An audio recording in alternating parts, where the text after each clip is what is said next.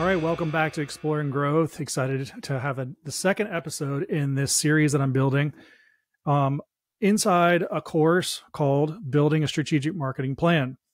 So if you didn't hear on the previous emails or courses, intros that I had on previous podcasts, basically I'm building a course kind of in public and utilizing my podcast as a way to share that process, a little bit behind the scenes, and bringing on experts in each domain that I'm going to cover to talk about things so people can kind of get some value along the way. And today I'm excited to have Dan Sanchez on, which he's been on before, who is working with Element 451, I think as inbound director. Is that your title? That's right. Inbound marketing director. Yeah. And all things audience growth. I was actually listening to a LinkedIn Live he was doing with someone else this morning on my way back from the airport, and got a lot of value from it. I mean, talking about audience growth, this is just who you are. This is what you do, right? Yep. It's cool to see you come into who you are as a marketer, and listening to your story on LinkedIn Live this morning. It was cool to see, you talking about being a generalist and then utilizing, leveraging all the knowledge you've had as a generalist to sort of niche down and specialize in this sort of area of audience growth. And I couldn't think of a better person to have on and talk about identifying your buyer, the world of your buyer more so than yourself. We had Tim Parkin as a global marketing consultant on for the first half of this module when we talked specifically about the buyer. And we talked about, psychological type of things, emotional struggles, needs, pain points, the whole thing. A lot of things that marketers know and have worked on before, but just don't revisit as much as they probably should. And today I thought what would be great is we could spend the time talking about the influences that are to the buyer, right? There sometimes can be pivotal and very, maybe more important than what's happening directly in their world. So thanks again, Dan, for coming on and talking about this. Absolutely. Thanks for having me on. All right, so let's jump into it. I'm going to start out by kind of defining for the audience, our audience, stakeholder. And then we'll get to referral partner later. Those are the kind of two that I want to sit on today. When we look at our target audience, we look at a buyer who's going to make a decision, someone that we want to target with our marketing message and focus a lot of our energy on. But in their world, there are a lot of people around them, both internally in the company, externally outside the company. And so starting internally, I'm using the word stakeholder as a sort of a general term. They can be called influencers, allies. There's lots of other terms thrown around. But using the term stakeholder, it could be someone that is influential to our buyer.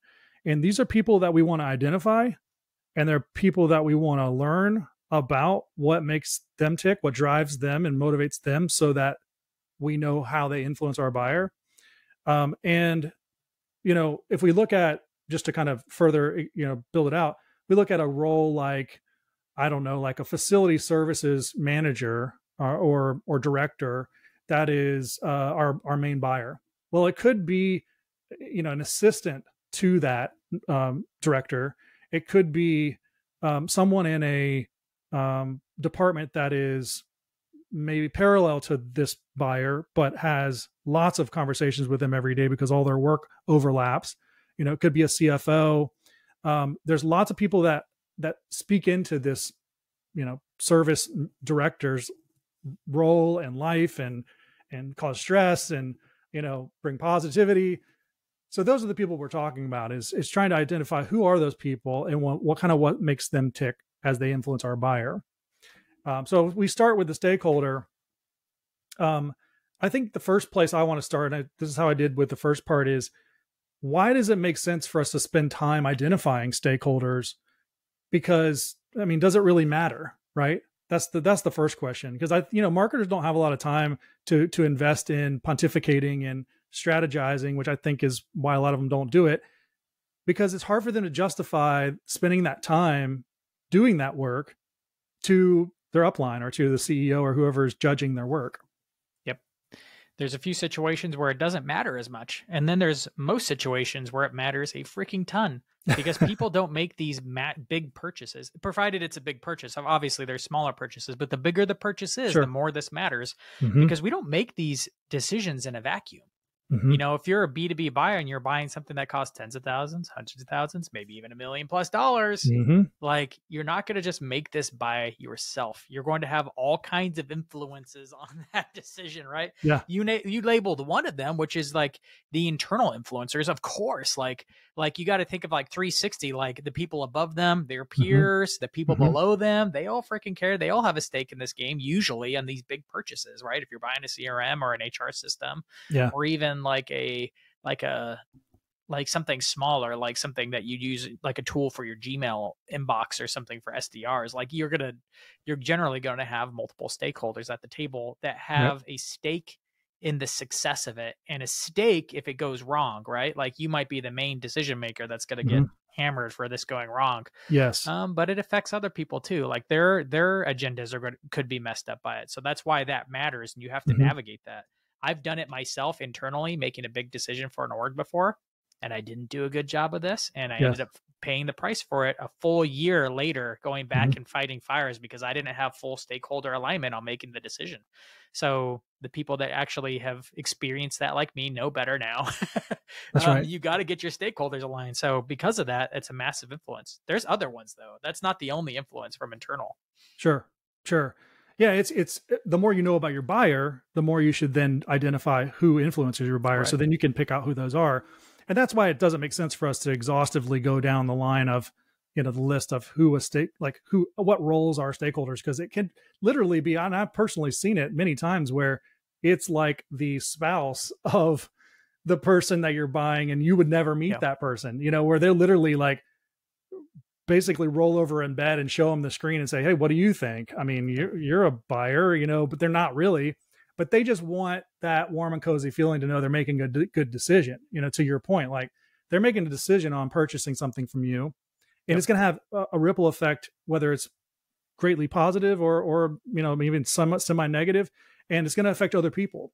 So who are those people, and how can we think for our buyer? That's kind of my train of thought. Is I'm jumping to like, if we can identify who these stakeholders are and how this purchase impact would affect them, then how can we do the work for the buyer to mitigate that disaster or positive, hey, we did a great thing. Yep. So oftentimes most of the work, especially for internal stakeholders, is at the bottom of the funnel. Like you're rarely making like top of the funnel stuff for this. You could maybe even approach mid funnel content, but this is usually bottom of the funnel stuff. It's explaining your product in a way that makes sense for your different stakeholders. Yes. For example, Element 451, we're like the HubSpot of higher ed, essentially. Like we have a CRM, we have a marketing engagement platform, some AI tools in it. It's really cool. But we even started doubling down on adding pages and even hired a whole person that specializes in nothing but IT. Because even though it's directors and VPs of enrollment that are the decision makers for this kind of a platform, oftentimes IT gets brought in as an asset to consult them internally. And guess what? If you don't show up on those calls ready to speak IT, ready to actually speak in a way that's going to make sense to those directors of IT, you're going to lose credibility with them. And then you're going to be fighting that on the inside. Your champion on the inside is going to be like, oh, well, my IT director is not a big fan, and now I have to defend it to them. So if you can show up prepared to those sales meetings with some expertise, or at least some documentation that shows like, oh, here's the stuff that IT usually asks and cares about, then you're going to get a lot farther because you're being proactive rather than reactive to those kinds of questions. Yeah, you're kind of have a paintbrush. It's like a broader paintbrush would be like targeting a niche, right? And it's almost like in the enterprise level, this is ABM. I mean, you can do ABM in the mid market too, but I think a lot of people are watching this or walking through this course are small to mid-size, and ABM is maybe on the higher end of something that they would be doing with their marketing team. But ABM is a complex decision that's made by multiple parties, and you have to hyper target your content to one buyer. And so if you kind of go a little bit broader, that's kind of what you're talking about there, is maybe you have a solution for, a business or a set of businesses, and IT kind of fits in one vein. That's one sort of subset of that. It might make sense. Again, this is where you do the hard work of experimenting and getting feedback, having feedback loops, and surveying your buyers and the stakeholders around them, and learning about what it is that matters to them and what doesn't matter. Because once you do, then you can utilize all of those conversations, utilize all those learnings to specialize your content, make your content much, much more personalized.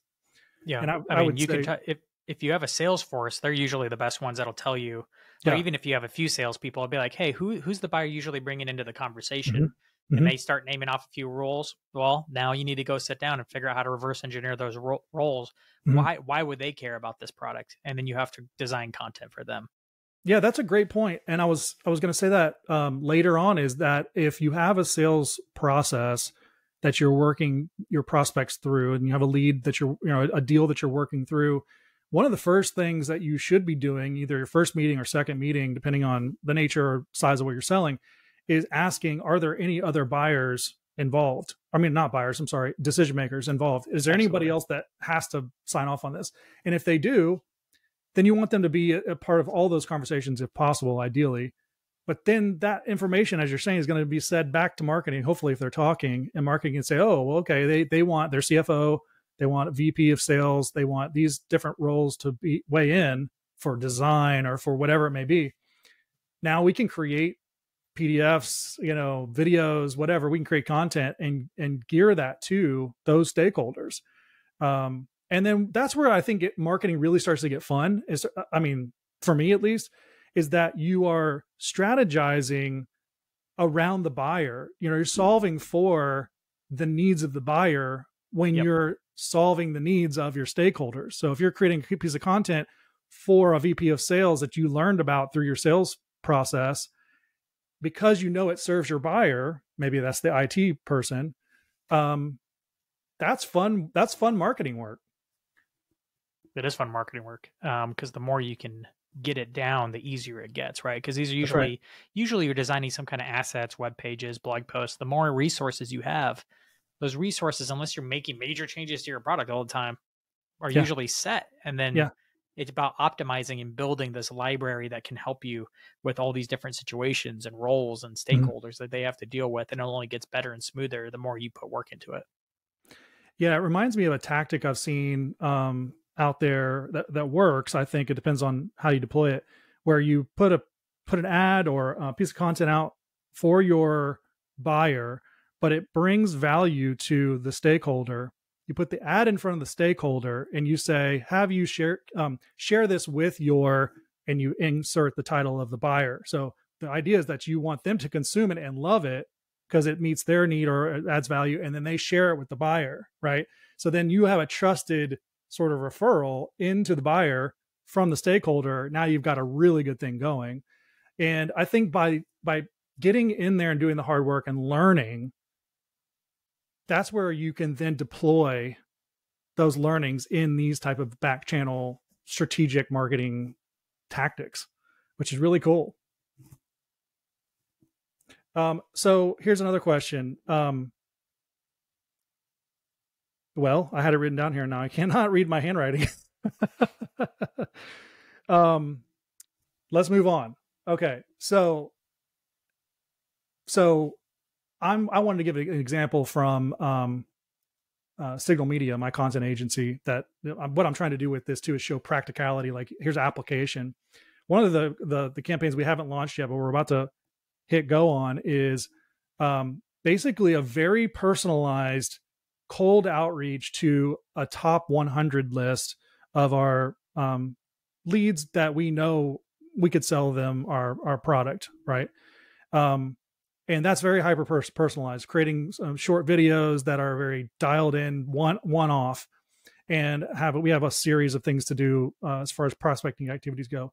That's the buyer. And then for the stakeholder, we're going to do a similar thing, but something that's a little bit more scaled up based on what we learned from the target to all the stakeholders, right? So then that would be, instead of a one-off cold email with a video, it would be a scaled cold email with maybe a non-personalized video link, or, in the second email is a non-personalized video. To give a practical example, I think once you learn about your buyer and then the influences that the stakeholders have, you can then start to layer these effects where the buyer is hearing a message and your stakeholders are hearing a very similar message, but it's dialed to their individual roles. Have you seen anything like that, or done anything like that?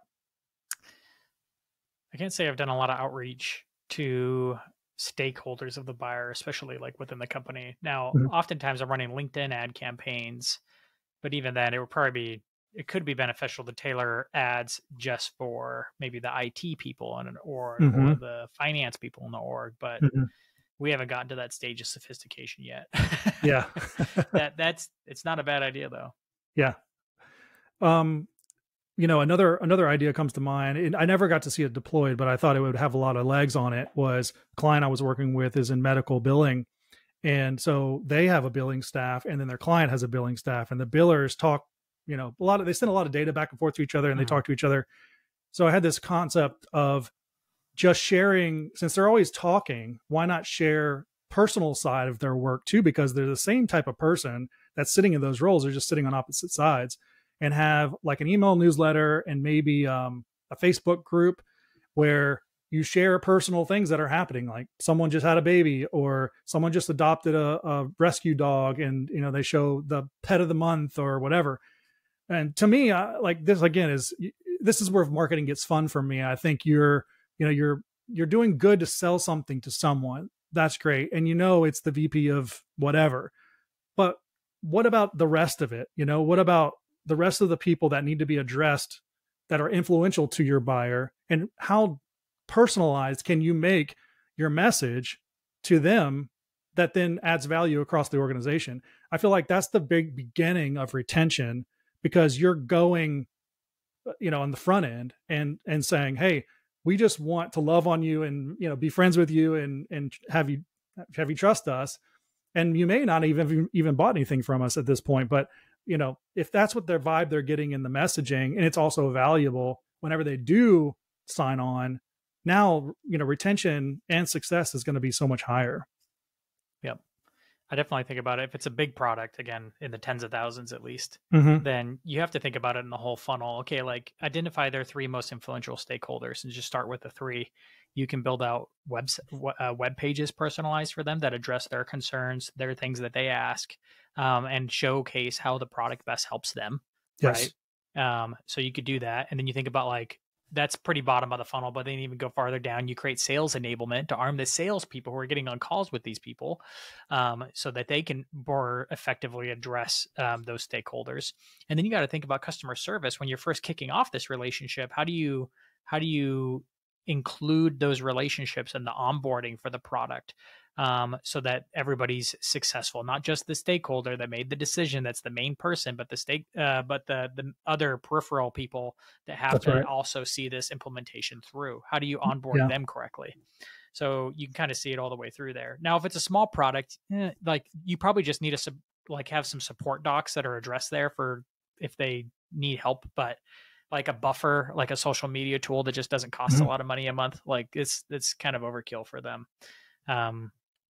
It's not a big enough purchase to be of concern to those stakeholders usually, right? Unless they're partly using it. Something that I always pick up from your content, and it's coming through right now for some reason. You're not saying it, but it's just kind of coming through, is taking this off of the professional to professional and making it personal, so that I think people can understand the concept. And a story comes to mind. My niece was dating a boy for a little while, and he was an Italian, had an Italian family, and they were very much hands-on, and in your face, and it was good. Like it was just a lot of fun when he was around. But he would come over, and our extended family would get together, and we would see him sort of working the crowd. Like he would work her mother and her father, my brother and her sister, and it's like he was working all the stakeholders more, to have favor in the family as they were dating, more so than even the niece. Now he would do things like get up and get her a drink or refill, or something like that. But he was there for the family. Now that's sort of built in his DNA, which was kind of cool to see. But that's the way I think about it. It's like, if you want to get in, which we do, you want to get in and sell through to the account. Hopefully you would enjoy working with this target. Then you got to understand who else is in there and what favor you can bring on yourself. Yep. I think for my role as a marketer, I'm usually not in that kind of relational role. I highly value relationships. And as a marketer, I'm building a lot of personal relationships. Yes. On an account level, by the time they're at that point where they're doing essentially what your niece's boyfriend did at that time, that's definitely a sales-led initiative. Now, marketing is usually the assist at that point, giving them what they need so that when they're armed, they're ready to serve and have some assets that can be useful to those stakeholders. Maybe even some custom things if you're doing a highly involved account approach. It's not usually the marketer is going person by person at that level, though. Yeah, and this goes to what you're saying before. That's why it's good for sales and marketing to have such a good relationship, a good conversation, good communication, because all of these conversations can be enabled with good content, and vice versa. Absolutely. So, okay, I think we've covered stakeholders pretty good. I want to move on to referral partners. What I think is interesting, it's just fascinating to me that we have all this tech these days. We have AI, we have, Bitcoin, we have everything we could dream up and more. But still, somehow in the B2B world, most new accounts are sold based on a relationship and based on a referral. I mean, when I talk to people, of course, marketing is there to drive leads and, bringing in new awareness and all the things. But a lot of the times especially when you sell a good, solid account that's going to stick, it comes from a trusted source. So that's when I look at the ecosystem of all the people that are involved in growing successfully. You got referral partners, and you can call them what you want, but these are people that are external from the company in some capacity that could refer you in. So I wanted to kind of sit on that because I think it's interesting that everything really still exists by a relationship. I mean, at the end of the day, the best referral partners are usually customers, and they're raving to their friends about it because it's helping them become so much more successful or helping them meet whatever pain point or whatever their need was for this product.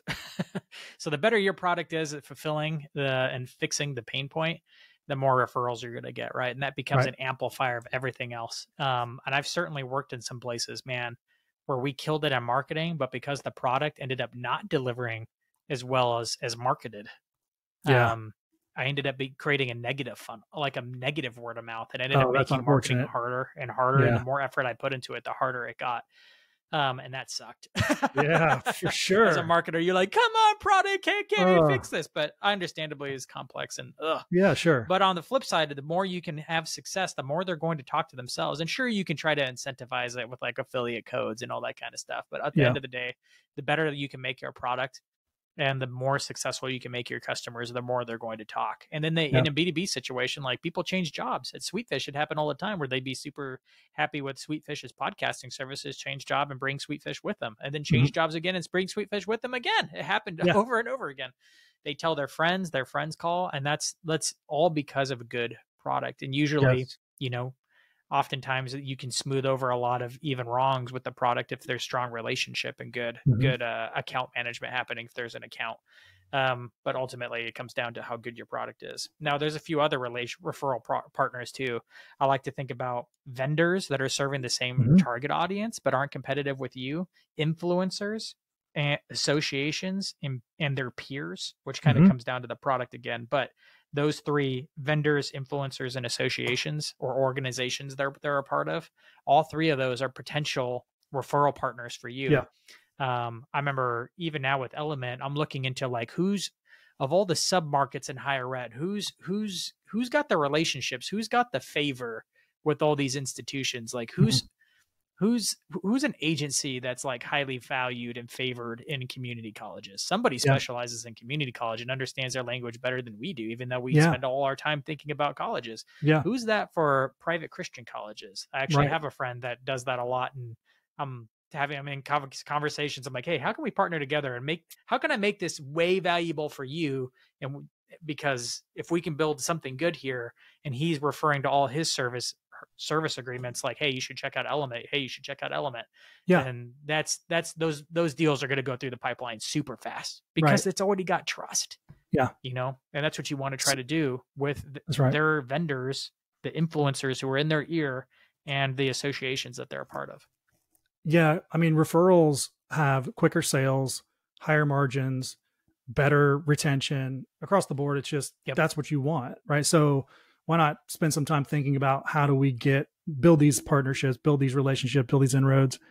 And, as you're talking, what comes to mind is just this like big idea of being the business or the role in the relationships that you're building that's on mission for something that everybody can get on board with, right? So if you guys are about something that benefits everyone, then you're going to have a much easier time getting and keeping attention of referral partners, getting them involved and engaged in the things you're doing. They're going to more easily refer you to people. So I think it would behoove people to look at what is the mission that we're on, almost like from a value set. What are we doing as a company that is attractive to everyone, not only our buyers and stakeholders, but those referral partners? That's what's coming through. So thanks for that. No, I think that's it though. I think that's the key is if you can be on mission in your industry, then you sort of become, because really what's happening here is everybody's trying to do the same thing. They're all trying to get to buyers. They're all trying to get sales. They're all trying to market themselves. They're all trying to start small little engines by themselves. Whereas if you could be the catalyst for one big engine, in theory, that everyone jumps on, it's, it's sort of like when we look at marketing tactics or maybe, some campaigns, it's like being the host. It's like being the host of the party. Everybody's glad that they didn't have to throw it at their house. They didn't have to pay for the food. They didn't have to do all the stuff and call all the people, but you're glad to do it because you know that it's going to fulfill your mission. It's also going to bring people together.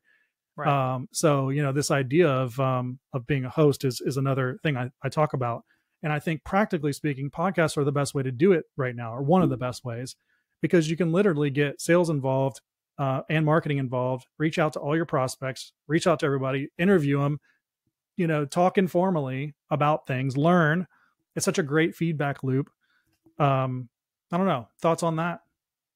Absolutely. I mean, that was what we were big on at Sweetfish, right? It was interviewing your ideal buyer, building relationships with them, and even asking them questions like, what influencer has been the most impactful to your work over the last 6 months? Where do you follow them? I'm like making notes of like who to interview next. So I can, again, start to build relationships with the people that are also influencing them.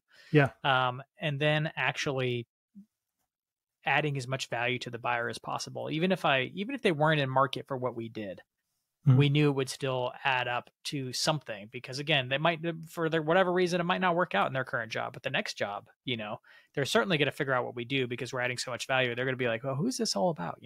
Yeah. So that's one of the key things that Sweetfish did to grow to the size that it is. Yeah.